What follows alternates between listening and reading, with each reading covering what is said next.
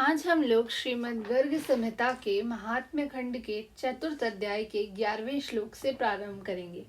पिछली वीडियोस में हमने देखा था कि किस तरह से श्री कृष्ण ने साक्षात अपनी गोपियों और श्री राधा रानी के साथ श्री राजा जी और शांडिल्य मुनि को और जितने भी श्रोता वहाँ थे उन सबको अपने दर्शन दिए और उनकी ये लोग वंदना कर रहे थे, जिसके पश्चात सर्वे श्रोतारुचुः श्रीनाथ हे जगन्नाथ हि अपराधं क्षमस्वनः सुपुत्रं देहि भूपाय अस्मभ्यं भक्तिं स्वपादयोः।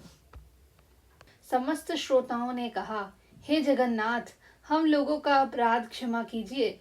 श्रीनाथ, राजा को सुपुत्र तथा हम लोगों को अपने चरणों की भक्ति प्रदान कीजिए।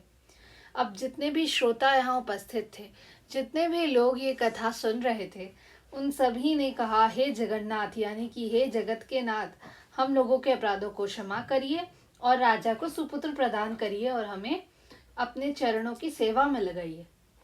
महादेव उवाच इति श्रुत्वा स्तुतिं देवी भगवान् भक्तवत्सलः उवाच प्रणतान् सर्वान् मेघ गंभीराया गिरा।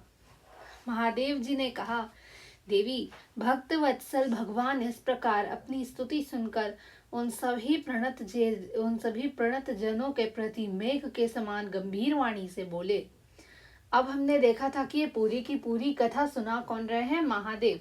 किनको? माता पार्वती को, जिसमें वो कहते हैं कि देवी यानी कि माता पार्वती को संबोधित कर रहे हैं। इसके पश्चात भगवान श्री कृष्ण मेघ के समान गंभीर वाणी से बोले। श्री भगवान उवाच मुनेन्द्र शृणु मद्वाक्यं राज्ञा सर्वजनैः सह वचनं युष्मदादीनां सफलं च भविष्यति।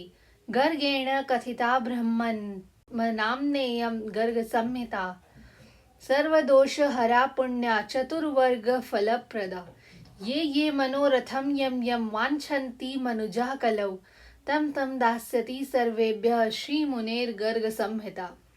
श्री भगवान ने कहा, मुनिवर शांडिल्य, तुम राजा तथा सभी लोगों के साथ मेरी बात सुनो।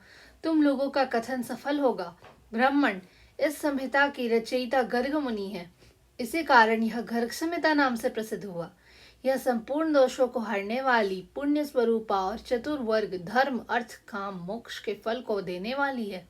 कलयुग में जो मनुष्य जिस मनोरथ की अभिलाषा करते हैं, श्री गर्गाचार्य की यह गर्ग संहिता सभी की उन कामनाओं को पूर्ण करती है। अब यहाँ पर स्वयं श्री भगवान कृष्ण ये बात कह रहे हैं कि मुनिवर शांडिल्य और जितने भी लोग वहाँ उपस्थित थे उनको कह रहे थे कि मेरा तुमने जो कहा वो सफल होगा। ब्राह्मण ये संहिता को गर्ग मुनि ने, जो कि उनके कुल गुरु थे, श्री कृष्ण के कुल गुरु थे, उन्होंने इस संहिता की रचना की है। कलयुग में यानी अभी जो युग चल रहा है उसमें जो मनुष्य अभी अपने मन में जो भी अभिलाषा, जो भी इच्छा लेकर इसे पढ़ेंगे, श्री गर्गाचार्य की यह संहिता उनकी उन कामनाओं को पूर्ण करेगी। यानी कि चतुर्युगों में से, क्योंकि इसे जो महाराज प्रतिबाहु है उन्होंने सुना, तो अवश्य ही कलयुग में होगा, क्योंकि श्री कृष्ण आए ही द्वापर युग के अंत में थे, इसीलिए उन्होंने कलयुग यहाँ पर कहा है। धन्यवाद। आज के लिए बस इतना ही। हम लोग आगे के श्लोक अगली वीडियो में करेंगे। तब तक के लिए जय श्री राधे कृष्ण।